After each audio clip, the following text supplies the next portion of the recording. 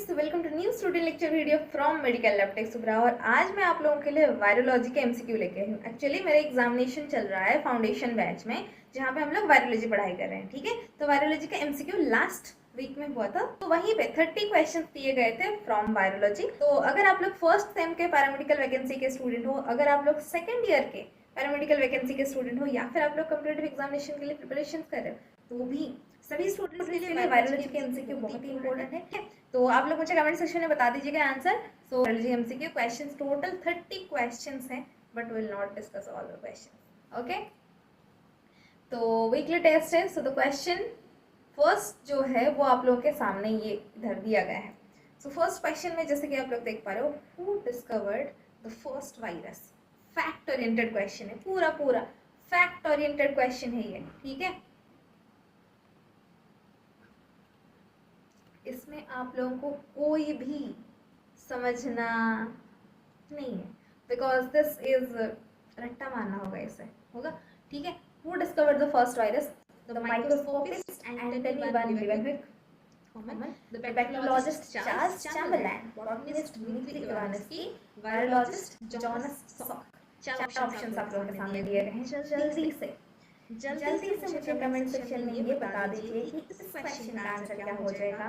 किन्होंने, कौन सा scientist, microscopist, bacteriologist, botanist या फिर वायरोलॉजिस्ट ने इनको डिस्कवर किया है वायरस को। तो अगर आप लोग सोच रहे हो कि वायरस है, study of virus is called as virology, तो कहीं ना कहीं virologist, but I will tell you guys the answer is absolutely wrong, because इसका आंसर जो है that is not microscopist Antony van Leeuwenhoek, not the second one, not the fourth one. The correct answer of this question is option number C, that is the botanist Dmitry Ivanovsky। guys, इस चीज को बिल्कुल याद रख लेना है आप लोगों को। ठीक है, चलिए नेक्स्ट क्वेश्चन पे चलते हैं। नेक्स्ट क्वेश्चन आप लोगों के सामने, आप लोग काउंट करते रहना। ठीक है, आप लोगों का कितना स्कोर हुआ। करेक्ट आंसर पे आप लोगों को मिलने वाला है +1 एंड माइनस पे।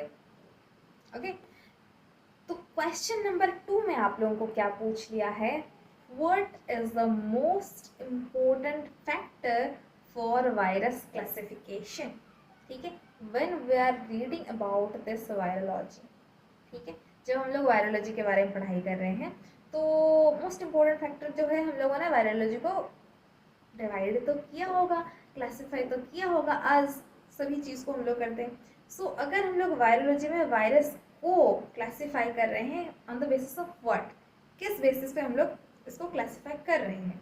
जियोमेट्री ऑफ द वायरस, इकोसाहेड्रल है या फिर something like that. Next is how many proteins the virus has, इसके पास एक प्रोटीन है, 2 प्रोटीन है, 3 प्रोटीन है, या फिर 4-5 मल्टीपल प्रोटीन्स आते हैं। The disease A virus causes, herpes virus कौन सा डिसीज कॉज करता है, रैबीज वायरस कौन सा डिसीज कॉज करता है, आपका चिकन पॉक्स वायरस कौन सा डिसीज कॉज करता है। क्या ये चीज़ को लेके आप लोगों ने वायरस को क्लासिफाई किया है, या फिर ऑप्शन नंबर डी में जो दिया गया है, chemistry of the DNA and RNA viruses. चलिए, आप लोगों को टाइम मिलता है, जल्दी से मुझे कमेंट सेक्शन में ये बता दीजिए कि वायरस को आप लोगों ने किस बेसिस पर क्लासिफाई किया है। सो आई थिंक जल्दी से आप लोग इस क्वेश्चन का आंसर बता दोगे। ऐसा मुझे क्यों लगता है, क्योंकि रट्टा मारा तो होगा ना। जैसे कि वायरोलॉजी में 2 चीज़ें हम लोगों को याद रखने हैं, एक तो डीएनए वायरसेस के एग्जाम्पल्स, दूसरा आरएनए वायरसेस के एग्जाम्पल्स। ये सारे एग्जाम्पल्स को आपको रट्टा मारना होगा। तो ऑब्वियसली ये क्या है, these are your nucleic acids, isn't it. So on the basis of nucleic acids, it may be your DNA, it may be your RNA, but both of the nucleic acids cannot be there in any one virus. Note कर लेना इस चीज को। So on the basis of DNA and RNA, viruses are classified. This is the most important factor of the virus. On the basis of this nucleic acids, viruses are classified into DNA viruses as well as RNA viruses. इसी से मुझे याद आ रहा है, अगर आप लोग मुझे कमेंट सेक्शन पे ये बता सकते हो at least one example of DNA virus and at least one example of RNA virus, let me know in the comment section. ठीक है, चलिए moving towards the next question है पूछा गया था क्वेश्चन नंबर 3 में आप लोगों को क्या पूछा गया था, what is the usual direction of knowledge in A self. Question थोड़ा सा आप लोगों को लग सकता है क्या ही सवाल है। ये क्वेश्चन मैंने इंटरनेट से ही लिया था, बता दूं मैं। From protein to DNA, from DNA to DNA, from DNA to RNA to protein, random. देखो कभी कभार एक एग्जामिनेशन में हमको ऐसा क्वेश्चन पूछ लेता है जहाँ पे हमको समझ नहीं आता कि क्वेश्चन क्या है। So at that point of time you will notice options. ठीक है, ऑप्शन में आपको क्या मिल रहा है, क्या ऑप्शन आप लोग समझ में आ रहा है आप लोगों को, दैट मैटर्स। ठीक है, डायरेक्शन पूछा है ऑब्वियसली, जैसे कि हम लोगों को चलना होता है, हम लोगों को लेफ्ट साइड में जाना होता है, this is our direction, right. So likewise cell का भी कुछ डायरेक्शन रेप्लिकेशन के टाइम पे, राइट, ट्रांसक्रिप्शन के टाइम पे, ट्रांसलेशन के टाइम पे, अगर आप लोग थोड़ा बहुत 12th क्लास को याद कर पाओ तो, so you must have heard this words transcription. Also you must have heard the word called replication, and also आप लोग जानते होंगे डीएनए और आरएनए जो है, एंड ट्रांसलेशन ऑल्सो, मैं भूल गई थी, translation also. So like wise ये सारी चीज़ों आप लोगों का डायरेक्शन है। But what the question is asking कि सेल के पास क्या नॉलेज होना चाहिए। पहले क्या होगा, प्रोटीन से क्या डीएनए बनता है, क्या डीएनए से डीएनए बनता है, क्या डीएनए से आरएनए, फिर आरएनए से प्रोटीन बनता है, या फिर मन किया डीएनए से प्रोटीन बना दिया, मन किया प्रोटीन से मैंने आरएनए बना दिया, मन किया मैंने फिर से डीएनए बना दिया। क्या इस बेसिस पर सही डायरेक्शन आपको मिल रहा है? चलिए कमेंट सेक्शन में मुझे जल्दी से बता दीजिए। अगर ये क्वेश्चंस आप लोगों को अच्छे लग रहे हैं, आप लोगों को पूरा एग्जामिनेशन में जो भी 30 क्वेश्चन से आप लोगों को अटेंड करना है, बिल्कुल आप लोग जगह एप्लीकेशन पे कर सकते हो। ठीक है, उसके लिए आप लोगों को फाउंडेशन बैच ज्वाइन करना होगा, क्योंकि उस बैच में आपको सारी चीज़ें मिलेंगी, जो जो चीज़ें मिलेंगी लास्ट में मैं बता दूँगी आप लोगों को। बट बिफोर दैट, अगर आप लोगों को वीडियो अच्छा लग रहा है, चैनल को बिल्कुल सब्सक्राइब कर लीजिए एंड नोटिफिकेशन बेल आइकन को दबाना मत भूलना। ठीक है, so back to our question. Let me show you guys one thing. Okay, this is your I guess समझ में आ रहा होगा ना, this is your DNA and this is of course your DNA. Next is उसके बाद बनेगा single stranded and next उसके बाद बनेगा proteins. So if we will see, replication का मतलब होता है DNA से और एक दूसरा कॉपी ऑफ DNA फॉर्मेशन होना। This process is called as your replication. ठीक है, this process is called as your replication, where your one copy of DNA copies itself to form another DNA, that is your replication. But whenever we are seeing this, DNA से जब RNA बनेगा, getting my point, DNA से जब RNA बनेगा, double standard से single standard बनेगा, this DNA से जब आरएनए फॉर्मेशन होगा ना, so that process is called as your transcription. अगर आप लोग 12th क्लास को याद कर पाओ तो that is called as your transcription. Next thing is, अगर मैं यहीं से दिस आरएनए से अगर मेरे को प्रोटीन बनाना हो, ठीक है, मेरे को क्या बनाना है, आरएनए से प्रोटीन बनाना है, that process is called as your translation. अगर आप लोग याद कर पा रहे हो अपने 12th क्लास को, तो here we are getting replication as well as transcription as well as translation, जहाँ पे वी आर यूजिंग डीएनए से आरएनए, आरएनए से protein, that is the correct direction, just चलना होता है लाइकवाइज। तो क्या मैं ऐसा यहीं पे बोल सकती हूँ, the right direction will be option number C, from DNA to RNA to protein. Do you agree with me? Is it? Do you agree with me?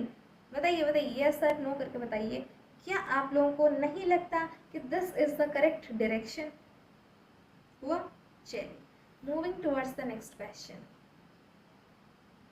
Question number 4 आप लोगों के सामने, what happens during the incubation period. हाय क्या सवाल है. The virus is cleared from the body by the immune system. Virus replication happens at an intracellular level. This period commonly lasts for a few days. And option number D में दिया गया है this period commonly lasts for a few hours. 4 options आप लोगों के सामने दिए गए हैं. क्या गाइस आप लोगों को लगता है कौन सा आंसर सही हो जाएगा? इंक्यूबेशन पीरियड में क्या चीज़ें होने लगते हैं? द वायरस क्लियर हो जाता है पूरा पूरा एकदम, या फिर थोड़ा टाइम रहता है फिर चला जाता है, या फिर कुछ दिन तक रहता है, घर बनाता है, शेल्टर बनाता है, खाना वाना खाता है, फिर जाता है. अदिति तुम कब जाओगे जब आप लोग बोलोगे उस टाइम पे. तो क्या लगता है गाइस आप लोग इस क्वेश्चन का आंसर क्या हो जाना चाहिए? जल्दी से मुझे कमेंट सेक्शन में बताएं. इंक्यूबेशन पीरियड डेफिनेशन क्या हो जाएगा इसका? डेफिनेशन यही हो जाएगा कि whenever the virus enters to your body but symptoms are not there, symptoms अभी आए नहीं है, so the virus जो है entered into your body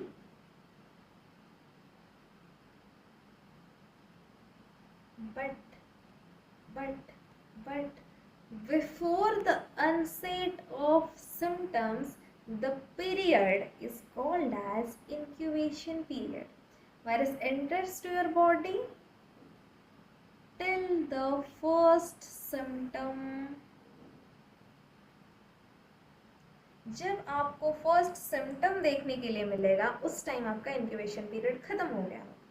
लेकिन जब तक ये नहीं मिल रहा है सिम्टम, लेकिन वायरस एंटर हो चुका है, so that period, that phase, that stage, that particular time is called as your incubation period. Getting my point, isn't it? ये आपको पता है.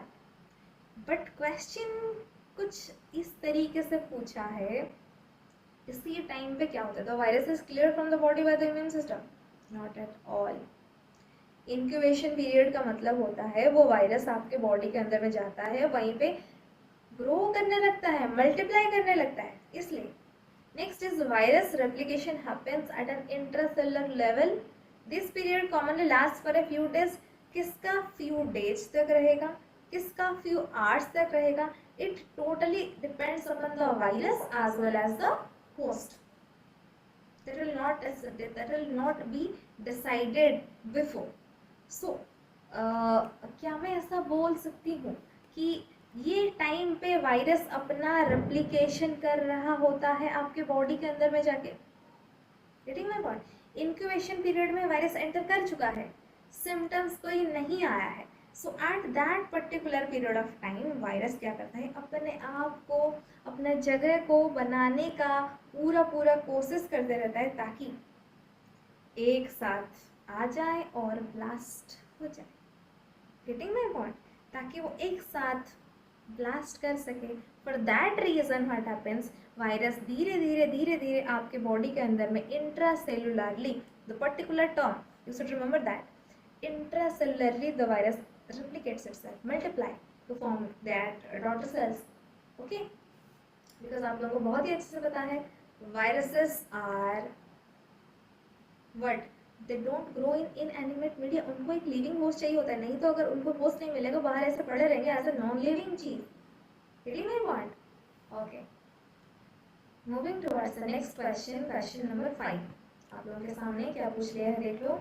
क्वेश्चन नंबर 5 में पूछा है virus is made of. Virus किस चीज से बना है? हुआ वायरस किस चीज से बना है? Protein coat and nucleic acid, protein coat and mitochondria, nucleic acid and cell membrane, and fourth option में मिला है आप लोगों को nucleic acid, cell wall and cell membrane. We are talking about virus, right? इसको ध्यान पे रखते हुए गाइस आप लोगों को क्या लगता है आंसर? जल्दी से मुझे कमेंट सेक्शन में बता दीजिए कि इस क्वेश्चन का आंसर आप लोगों को क्या लग रहा है. ठीक है, वायरस कैसे बना है, किससे बना है? ठीक है, तो प्रोटीन कोट, क्योंकि पहले इतना लोगों को पता नहीं था, लेकिन after this pandemic covid everyone knows about virus. Virus के लेयर्स, वायरस के आउटर कवरिंग, वायरस के अंदर में क्या होता है, डीएनए वायरस, आरएनए वायरस। ऐसे ही आप लोग नॉन टेक्निकल लोगों को ही पूछ लोगे ना, दे ऑल्सो कैन आंसर। सो इसीलिए, और आप लोग तो टेक्निकल स्टूडेंट्स हो, तो वायरस किससे बना होता है? देखो सेकंड ऑप्शन में दिया गया है प्रोटीन, तो प्रोटीन कोड तो होगा ही बिल्कुल, ठीक है, प्रोटीन कोड तो होगा ही, न्यूक्लिक एसिड भी होगा, ऑफ कोर्स न्यूक्लिक एसिड भी होगा। तो इस ऑप्शन में दिया गया है माइटोकॉन्ड्रिया। तो mitochondria everyone knows that is the powerhouse of the cell, isn't it? Mitochondria जो है that is the powerhouse of the cell. ये तो सबके पास होता है, वायरस में ऐसा एक्स्ट्रा, सो ऑब्वियसली ये नहीं होगा। Next is nucleic acid and cell membrane. भैया मेम्ब्रेन, सेल मेम्ब्रेन होता है? नहीं होता है, सो ये भी नहीं होगा। नेक्स्ट ऑप्शन में आप लोगों को जो दिया गया है nucleic acid, cell wall and cell membrane, cell membrane तो होता ही नहीं, तो ये भी नहीं होगा। तो बचा हमारा option number A, protein coat होता है capsid, nucleic acid that may be और डीएनए और आरएनए। सो ऑब्वियसली आप लोग तो सेकेंड ऑप्शन को देखोगे ही नहीं जब आप लोगों को ऑप्शन नंबर ए दिख गया, ठीक है। वी आर डिस्कसिंग, इसीलिए मैं थोड़ा सा सारे ऑप्शंस को बता रही हूँ, नहीं तो अगर if you are in your examination hall and you are seeing this option number A and you are clear कि yes this is the correct answer of this question, बस हो गया, और क्या चाहिए। so protein कोट इसका एक होता है and next thing is nucleic acid is compulsory। चलिए नेक्स्ट सवाल देखते हैं। नेक्स्ट क्वेश्चन आप लोगों के सामने, question number 6। The protein coat of viruses that enclose the genetic material is called as, मतलब वायरस हुआ, ठीक है, let me draw virus for you. और अगर आप लोगों ने सच में वायरोलॉजी पढ़ाई किया है, क्या आप लोग मुझे बता दो कि इसका कौन सा सिमेट्री है और ये कौन सा वायरस मैंने ड्रॉ किया है, मैं नहीं बताऊंगी, ठीक है। अगर आप लोगों ने सच में वायरोलॉजी को पढ़ाई किया होगा, यू कैन आंसर, ठीक है, जल्दी से मुझे कमेंट सेक्शन में बता देना, ठीक है। So this virus,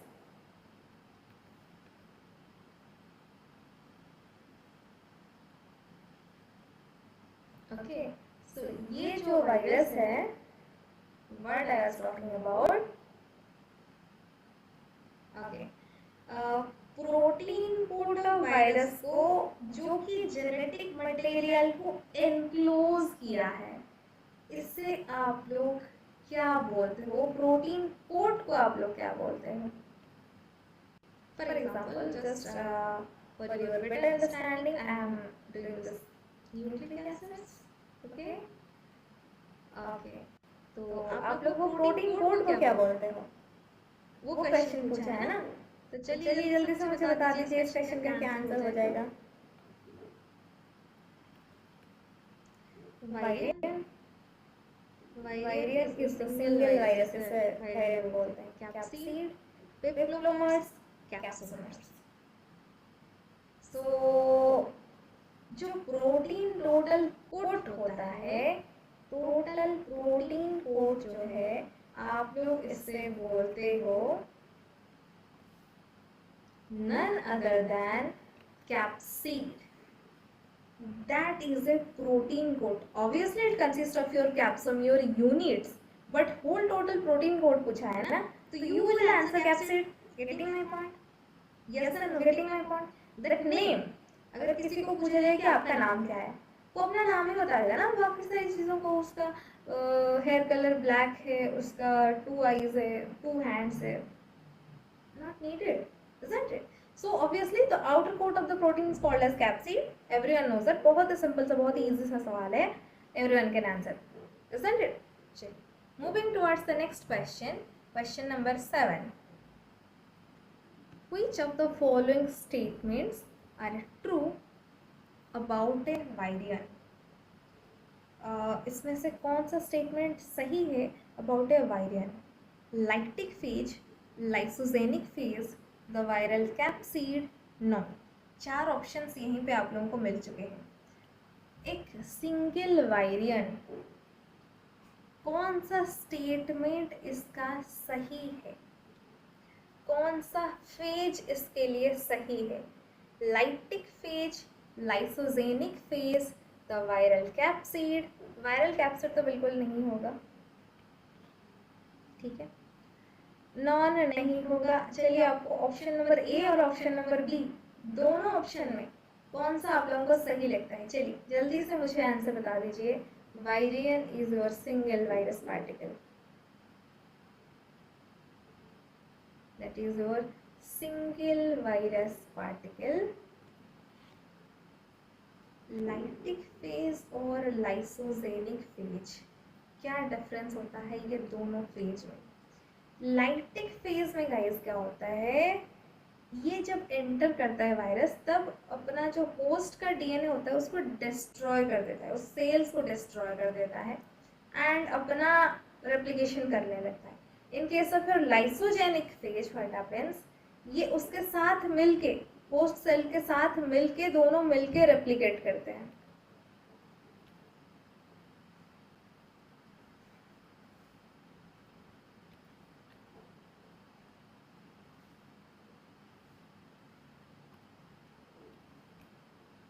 this is the host genome, this is the viral genome, ये दोनों मिल जाएंगे and what will they do in case of your lysogenic phase, they will form like this, they will form like this. But in case of your lytic phase, what will happen? If this is the case,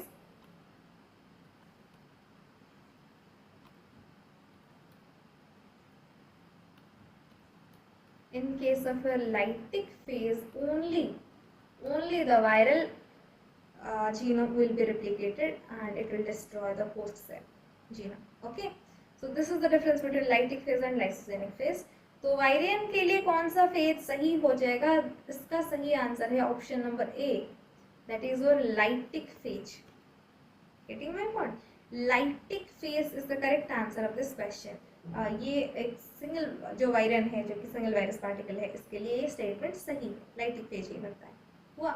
चलो moving towards the next question. Question number 8 आप लोगों के सामने आ चुका है। Which of the following virus has the smallest genome? सबसे छोटा वाला जीनम कौन से वायरस का होता है? और बहुत ही इंटरेस्टिंग लगेगा आप लोगों को, ये जो नाम है आप लोगों को देखने के लिए मिलेगा, जो rabies virus, herpes virus, mimi virus and दूसरा ऑप्शन नहीं दिख रहा है क्या? That was actually circo virus. Okay, 4 options आप लोगों को मिल चुके हैं। जल्दी से मुझे कमेंट सेक्शन में बता दीजिए कि इस क्वेश्चन का आंसर क्या हो जाएगा। जल्दी से मुझे बता दीजिए इस क्वेश्चन का आंसर क्या हो जाएगा। What is the correct answer of this question guys, बता दीजिए मुझे। हुआ? रेबीज वायरस का सबसे स्मॉलेस्ट जीनम होता है circo virus, herpes virus, mimi virus. That's the quite interesting name. Herpes rabies virus को आप लोग जानते हो, इसके बारे में I will not discuss, but about the circo virus and mimi virus, तो मीमी वायरस लेटेस्ट डिस्कवरी है, इतना आप लोगों को नहीं पता होगा इसके बारे में। और पता ये अमीबा को एक्चुअली इन्फेक्ट करता है, ठीक है, अमीबा को इन्फेक्ट करता है, बट अभी डिस्कवरी में अकॉर्डिंग टू द इंटरनेट यही मिला है कि it can cause pneumonia in humans, ठीक है, इट मे कॉज, पूरा साइंटिफिकली प्रूवन 100% नहीं हुआ है, बट इट मे कॉज, ठीक है। बाकी rest rabies virus, herpes virus तो आप लोग जानते ही हो। रेबीज वायरस आप लोगों का डॉग से आता है, डॉग के वाइट, फॉक्स के वाइट हो सकता है, बाकी और भी एनिमल्स हैं, कैट्स भी हो सकता है।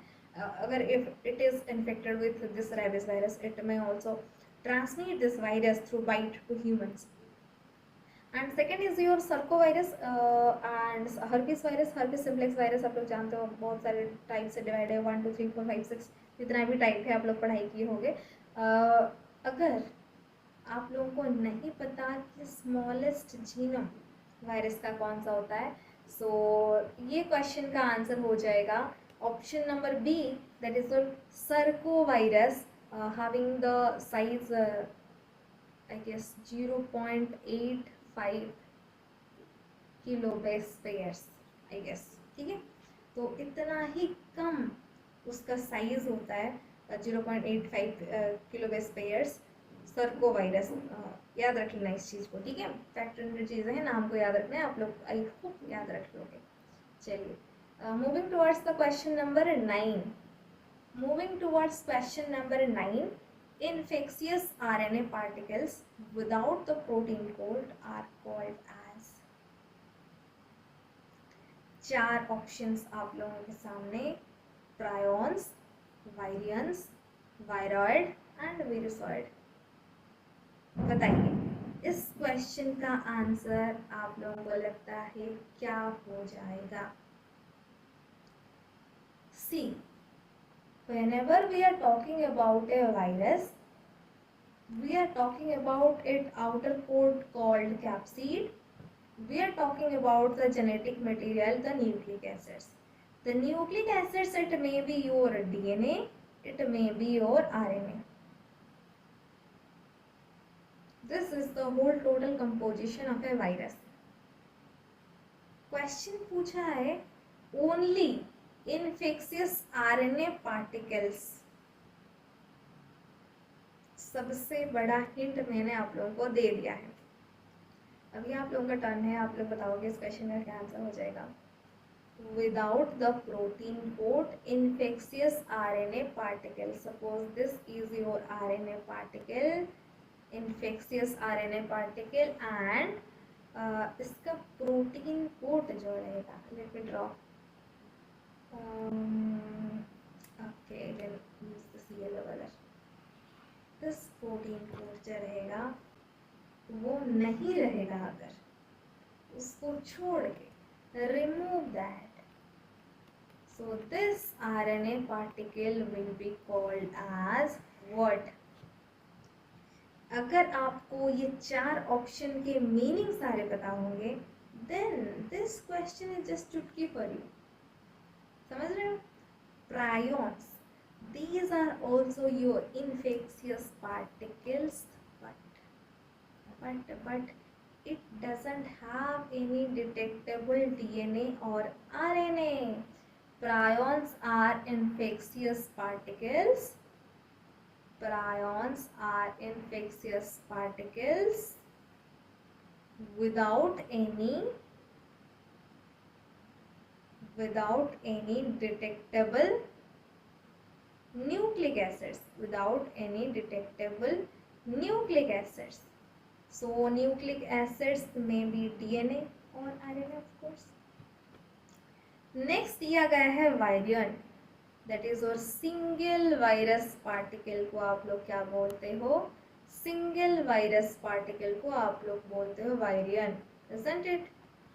Next is viroid and virusoid या फिर वीरुसॉइड, व्हाटएवर आप लोग जो भी प्रोनाउंसिएशन कर सकते हो, it depends upon you totally. क्या लगता है गाइस, क्या आंसर सही हो जाएगा? infectious RNA particles without the protein coat. Yes, आप लोगों ने जो भी आप लोगों को लग रहा है that is the correct answer, that is your viroid.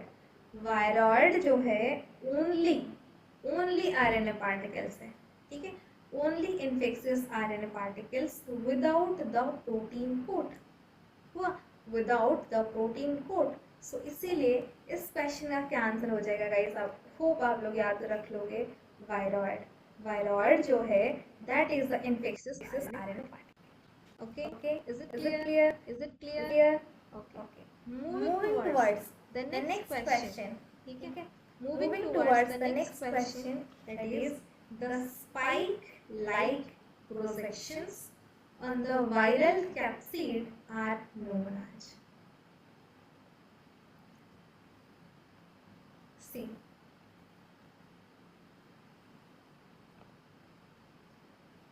Capsids,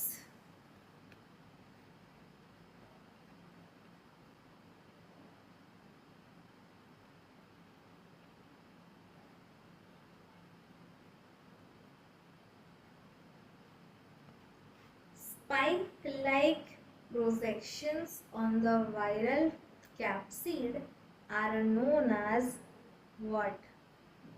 viroid, proteomers, peplomers, capsomeres.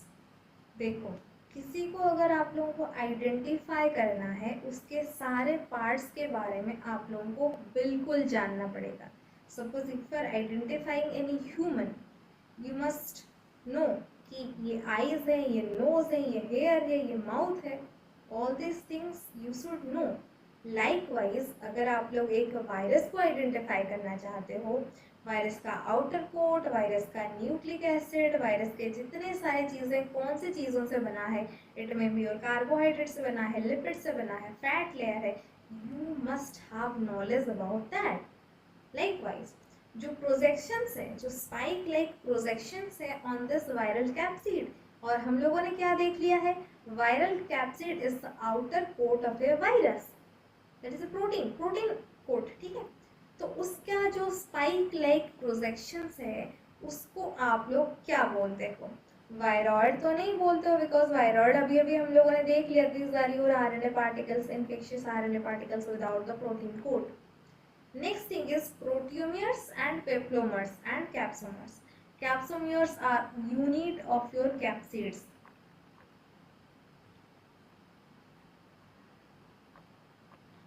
These are your unit of the capsids. हुआ? Next is proteomes या फिर peplomers. कौन सा आंसर हो जाएगा इस क्वेश्चन का? Proteomes.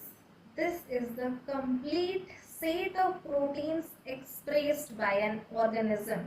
इसका मतलब क्या होता है, पहले आप लोग डेफिनेशन मतलब समझना होता है। So this is the complete set of proteins, complete set of proteins expressed by an organism। ठीक है, इधर लिख देती हूँ, आप लोग समझ जाइएगा। expressed by an organism, ठीक है, expressed by an organism। next is peplomers. तो अगर ये न्यूक्लिक एसिड्स नहीं होगा आंसर, अगर ये क्वेश्चन ये नहीं होगा, कैप्सोमियर्स तो टाइनी सब यूनिट्स हैं कैप्सिड के, ये भी नहीं होगा, तो स्पाइक को आप लोग क्या बोलोगे? Obviously the correct answer is peplomers. Yes guys, peplomers are the spike like projections on the viral capsid, जो कि आप लोग देख रहे हो। So these are your peplomers. I hope ये ऑप्शन आप लोग याद रख पाओगे जब तक आप लोग मीनिंग डेफिनेशन इसका समझ जाओ, ठीक है। तो ये सारी चीज़ें क्वेश्चन 10 तक हम लोगों ने यहीं पर डिस्कशन कर लिया है। फिर से बता देती हूँ, अगर आप लोग पूरा क्वेश्चन, बिकॉज वीकली टेस्ट होता है हमारे एप्लीकेशन पे, जहाँ पे आप लोगों को जो भी चीज़ें, जो भी यूनिट वीक में पढ़ाया जाता है, उस वीक का एग्जामिनेशन वीकली टेस्ट पर होता है। और ये क्वेश्चन अगर आप लोगों को सही लगे हो और आप आगे आप लोगों को ऐसे ही क्वेश्चन का प्रिपरेशन करना है, आप लोग बिल्कुल कर सकते हो, ठीक है। तो ये एप्लीकेशन है पूरा आप लोगों को सिलेबस के साथ साथ आप लोगों को क्वेश्चन में foundation batch, mock test batch, lab test, state wise MCQ, जो कि बहुत ही इंपॉर्टेंट है, जहाँ पे आप लोगों को 15 स्टेट बोर्ड का एमसीक्यू का video lecture as well as PDF भी मिल जा रहा है, ठीक है, और उसका वैलिडिटी 6 मंथ्स के लिए है। And next thing is Microlab live class, जिसमें आप लोगों को लाइव क्लास नहीं होता है, रिकॉर्डेड सेशंस ऑलरेडी अपलोडेड हैं और अपलोड होते भी रहेंगे, जहाँ पे आप लोगों को ये फाउंडेशन और माइक्रोलैब बैच में आप लोगों को मिल जाएंगे सारे fundamental classes, MCQs, weekly test, online PDFs, book के सैम्पल पेपर्स, ये सारी चीज़ें आप लोगों को मिलने वाला है, ठीक है। अगर आप लोगों को लगता है कि हाँ मतलब सही है, आप लोगों को ले लेना है सब्सक्रिप्शन, आप लोग बिल्कुल ले सकते हो, ठीक है। चलिए आज के लिए इतना ही, और बाकी 20 क्वेश्चंस अगर आप लोगों को करना है वो आपको एप्लीकेशन के अंदर में मिल जाएगा। एप्लीकेशन का नाम और उसका डिस्क्रिप्शन मैंने डिस्क्रिप्शन में डाल दिया है, ठीक है। चलिए फिर मिलते हैं the next class. Good night everyone. ठीक है, ये कुछ क्वेश्चंस मैंने खुद बनाए हैं from all sources including internet, sample papers, books, theories, online exams, ठीक है। तो ये सारी चीज़ों को कलेक्शन करके मैंने क्वेश्चंस बनाए हैं, तो I hope you can answer all these questions.